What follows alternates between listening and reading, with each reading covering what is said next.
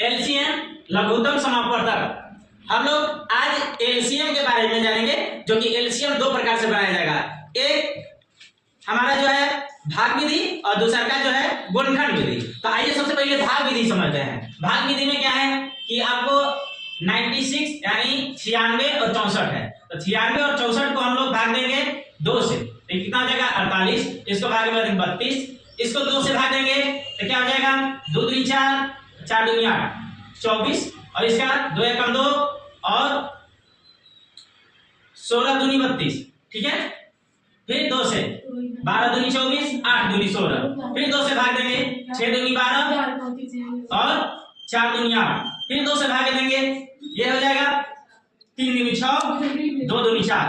अब देखेंगे यहाँ की कट रहा है, दोनों कट रहा है कि नहीं कट रहा है, तो दोनों नहीं कट रहा है, ये केवल 3 से ही कटेगा, ये 2 से कटेगा, तो एक संख्या कटेगा, इसको छोड़ देते हैं। अब गुणा करते हैं 2 गुणे 2 गुणे 2 गुणे 2 गुणे 2 गुणे 3 गुणे 2, 1 2 3 4 5 6 है ना, 3 यानी 1 2 3 4 5 6 और ये यानी 2 दूनी 4, 4 दूनी 8, 8 दूनी 16, 16 दूनी 32, 32 तिहाई 96, 96 दूनी कितना होता है 6 दूनी 12, 9 दूनी 18, 19 यानी 192। गुणा करते जाएंगे, कैसे गुणा करेंगे 2 के पहाड़ा 2 बार, 2 दूनी 4, 4 के पहाड़ा 2 बार, 4 दूनी 8, 8 के पहाड़ा 2 बार, 8 दूनी 16 यानी 2 गुणे 2 यानी 4 हो गया, 4 गुणे 2 8 हो गया, 8 दूनी 16 हो गया, 16 दूनी यहाँ 32 हो गया, अब 32 तिहाई यहाँ 96 हो गया, 96 दूनी क्या हो गया 192।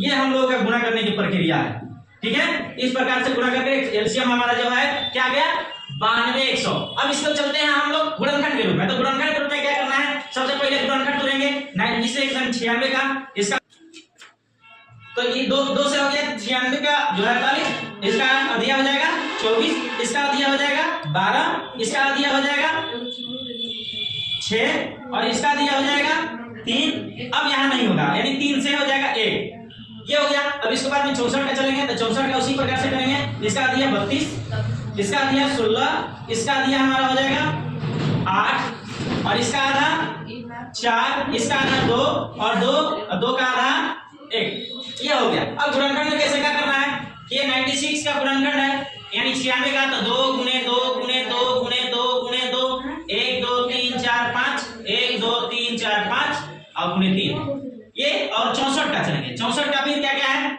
2 2 2 2 संख्या 2 है 2 1 2 3 4 5 6 1 2 3 4 5 और एक यहाँ 6। अब क्या क्या है, ये मिला देंगे, इसको मिला देंगे, इसको मिला देंगे, इसको मिला देंगे, इसको मिला देंगे, मिल रहा है। जो जो मिल रहा है उसको संख्या लिख लेंगे।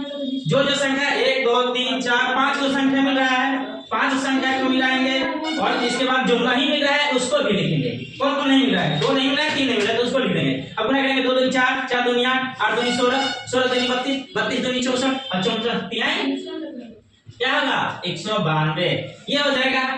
यानी ये गुणनखंड विधि और हम लोगों का ये भाग विधि, दोनों विधि का है सरल, एकदम सरल है, सस्ता है। आप लोग केवल पैक में देखिए, इस माइंड को ही जो है अच्छी तरह से सेटअप कर लीजिए।